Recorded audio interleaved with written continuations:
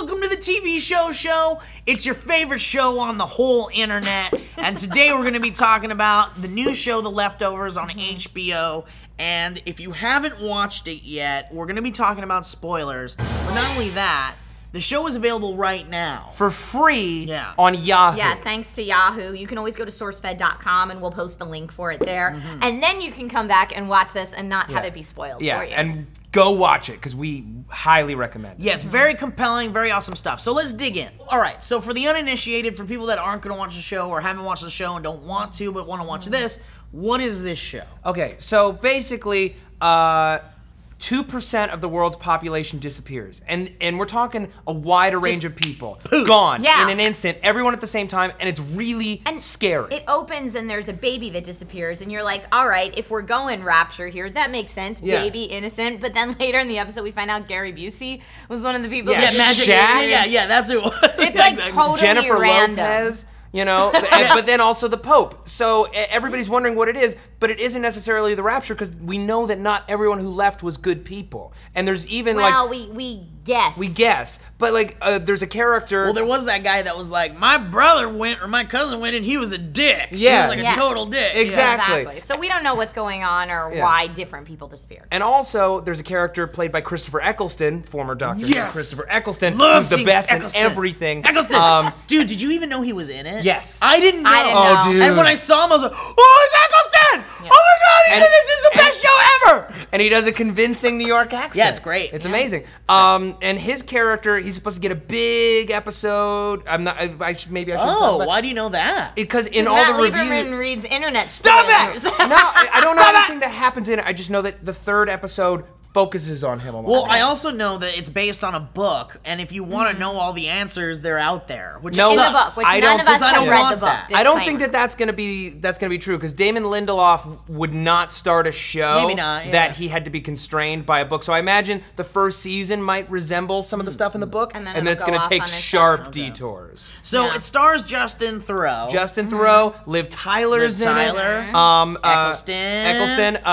Amy Brenneman plays his wife. We're talking a lot about the rapture and the disappearance, but the show actually takes place 3 years after that, which I thought was fascinating. Yeah, really cool. Usually anytime you hear of anything about people theorizing what's going to happen at the end of days, they always deal with that day and like the immediate hereafter. Because like the apocalypse, isn't it supposed to come like right after the rapture? None of us know. But I thought it was very interesting to theorize 3 years later how different people are coping, what's happening. What would happen to society? And I love that, like, you can hear the radio, like the radio's on in someone's car and they're kind of talking about it. The TV's on in the background and they're kind of talking about it.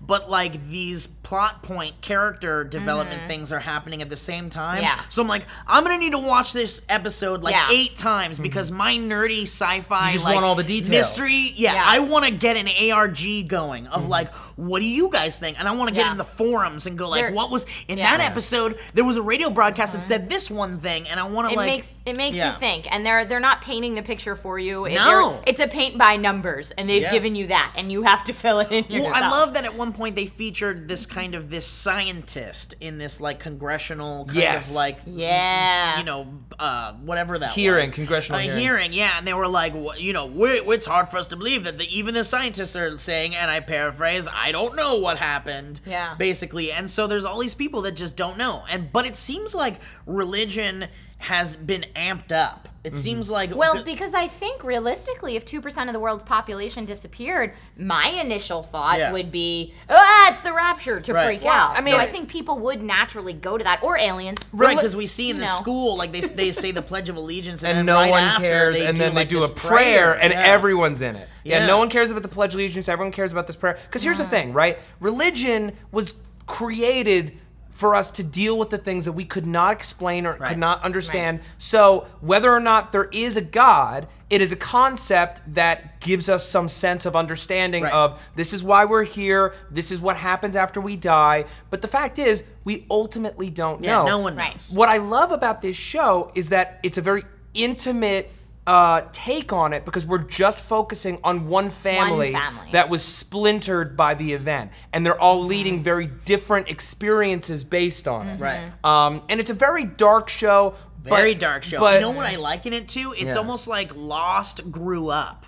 Yeah. And it's like really? a gritty and Lost. There's swears and there's dick. Yeah. There is a dick in it. Hopefully at some point, boob. Probably at least one boob. Yeah. I mean, it's HBO. It is HBO. They're probably going to get a boob. Yeah, although their boob quota is filled with Game of Thrones for sure. I know, but I'm so impressed that in the pilot we get a dick and no boobs. Yeah. That's true. Yeah. But I love, so we kind of get this idea that like the main character, Justin Theroux, who's like the sheriff or like the police chief. He's the chief of police. He's the chief of police. And he's having a complete mental breakdown. Right. Yeah, and he's lost his marbles, but is holding it together as best as he can. Right. Yeah. And his dad lost his marbles apparently, and his wife. Oh, his dad is played by Scott Glenn, who's an amazing actor that I haven't seen in anything in forever. You knew that from his butt for 2 seconds? With Scott Glenn?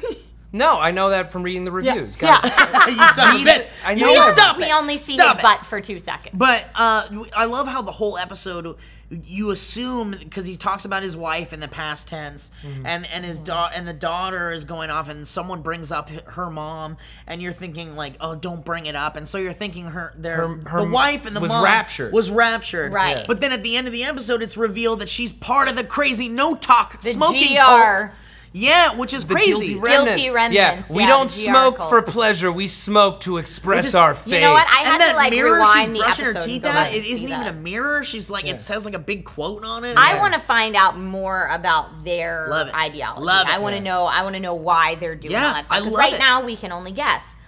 Just like we can only guess what the whole Son Holy Wayne plot line is doing. Yeah. Well, the key difference is I feel like the guilty remnant, we don't know what their agenda is. No, but they're studying. They're studying people. Yeah, they've got files on people. They were stalking Liv Tyler the whole episode, and we thought, it was because like she was someone that they were trying to intimidate or something. Yeah, but they were just trying to get her to join. They're trying to recruit her, but like why her? Well, I don't even know if that's what it was so much, because what I got out of it is that they want to observe her for some reason, but then, well, maybe it is that they're trying to recruit her, because at the end she's just like got her bags and she's ready to move in. And they're like expecting it. Maybe they like get into your head by being like, here we are. At any point in this, did either of you think aliens were involved? No. Not yet. Because that's the other answer that I put in. That I was like, are they studying? Like, why are they studying people? Are they involved? Just a theory. We have no reason to support that theory at this point. But I honestly can't discount it. You can't discount it. No. Exactly. You can't discount anything. And I love it. I love that we already have this like intense mystery,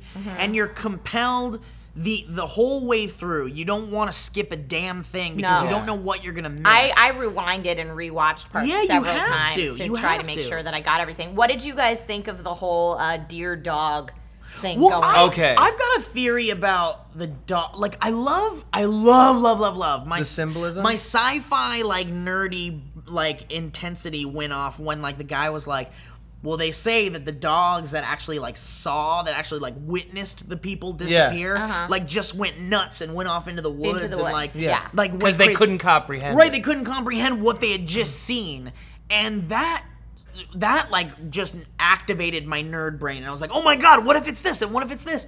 And then at the end of the episode, when the wild dogs, which were like domesticated house dogs, they used to be, they like go and attack this deer and just fucking tear it to shreds. And then I'm thinking, okay, so here's this intense thing happening. Then there's a thing with the deer that keeps happening. Then everyone's acting so kind of floaty and not really, there's something hyper real about everything in the episode. What if what we're seeing is the people, like the people that disappeared are alive and we're seeing people. And they're animals now? No, he's saying that the people who disappeared didn't actually disappear. Oh, that and that world everyone is still else, going on. Yeah, we're in everyone else has disappeared. And we're in this like hell place. Or I don't think it's gonna go that But I mean, far. could you imagine? Because everything's that's crazy. Everything's so different, and people are just like here's even what that high school party, like the high school party, they're like it was crazy. You can I tell do not want to like, play that version of Spin the Bottle. And that's the thing. You can tell really that this version of humanity, 3 years after this insanity, is everything's ramped up. Well, it's just no fucks are given. But yeah, no fucks are intensity given is about the ramped up. world that's They're left. burning each other. Can with I just forks. say though, I don't think that this is some other crazy world. I think that that's realistically, if that happened, a lot of people would go off the deep end, and there would be we would lose a lot of hope. Because ultimately, we had no power to stop it, which means that there is a larger power somewhere in the universe, and we are ultimately powerless to stop it. We will all one day die, so fuck it, I'm young, I'm gonna burn myself and jack off while getting choked. Like that. So I wanna talk about the deer, okay? The deer to me is pure symbolism, it's hope. Sure. Like he has this dream where he accidentally runs over the deer, and the whole idea is that he's trying to hold on to hope, but it feels kind of like futile. There's nothing really to hold on to. So when he sees this deer, he asks it, you know, were you in my house last night? Because his whole house got trashed up, which could be a plot point that we come back to. It could be someone else. But when the dogs attack it, and then he has to start shooting these dogs, it's him realizing that things are never going to get better. They're only going to get worse. We are all turning on each other. This is about the worst of humanity getting worse. Yeah. And I think that it's a signal to us as an audience that we shouldn't be looking for a happy ending here. No. Well, and I think it's just another affirmation that nothing is black and white. I mean, the whole first part of the episode, he's trying to save the dogs from this guy that he thinks is a lunatic just going around shooting dogs. And the guy's like, well, yeah, now you know. And he ends up joining up with them. So with tears in his eyes. Yeah, nothing's black and white. We have it just reaffirms that we have no idea what the hell's going on. And I thought the whole deer dog thing, I was just like, well, yeah, the dogs haven't had owners in 3 years. They're effing hungry. Well, yeah, but like I mean, if they've been out in the wilderness, they've probably been foraging for themselves. From a scientific standpoint, of course they're going to attack that deer. Well, I feel like I'm on board 100%. I'm ready for the next episode. I'm very excited. I love the idea that these writers came together and the showrunners came together and were just like, what would happen if like 2% of the world disappeared? Let's write that character study. Yep. Let's write what would humans really do in this situation. And I think that's so fascinating and awesome, and I'm 100% on board because I can't wait to see how they write these characters and how they relate to us too, because we're, you know, anything like that could happen, and how would we react to it? And I hope they're gonna deal with everyone's little characteristics. I couldn't have said it better. I mean, I'm a little afraid that it's gonna get so bleak that it won't be any fun to watch. Yeah. That's the fear. But as long as it stays more compelling than it is sad, then I'm into it. And I really like that we are getting an on-the-ground, realistic depiction of what's going on. Brilliant performances, great direction. I can't wait to see where it goes. Awesome. Yeah, I'm not worried about it getting too bleak. I think that already it's fantastic food for thought, and I'm enjoying every second of it, much in the way that you would enjoy. Like for me, it's the same way that I would enjoy a Dan Brown novel. It's posing a bunch of questions that really none of us know the answer to, but it's amazing food for thought. And I tend to just geek out over that stuff, so I think it looks good. I think the acting's been superb. I think the writing of the characters, like Steve said, has been incredibly realistic. And I want to know what's going to happen after we all disappear. As long as we go into this show, it's the beginning of the series, okay? It's the pilot.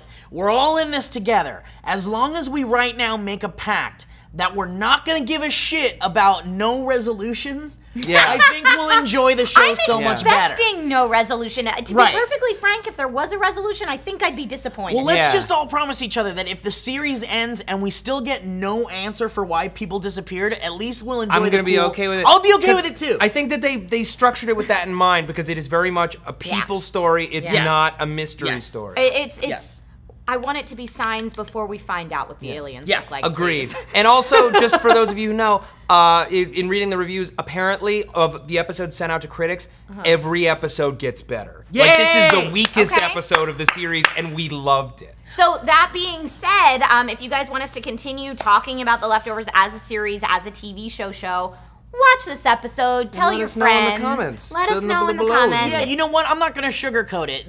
Basically, if this video, if people don't want to watch this show and there aren't enough views on the video, we won't continue doing it. It's that simple. That's how YouTube works. So if you guys want to keep seeing this show, please, by all means, if you like the show, share it with your friends, spread it on Reddit, do everything you can to get the show seen, and that's all I have to say about it. Now let's bring Will in to hear what his thoughts were on the episode. No, I'm just kidding. No. All right, guys, well, thanks for watching. I'm Steve Zaragoza. I'm Matt Lieberman. I'm Trisha Hirschberger. Bye-bye. Bye-bye. I disappeared. I disappeared. What are we going to do now? Steve! Where's my Steve? I'm joining a cult. I can still smell his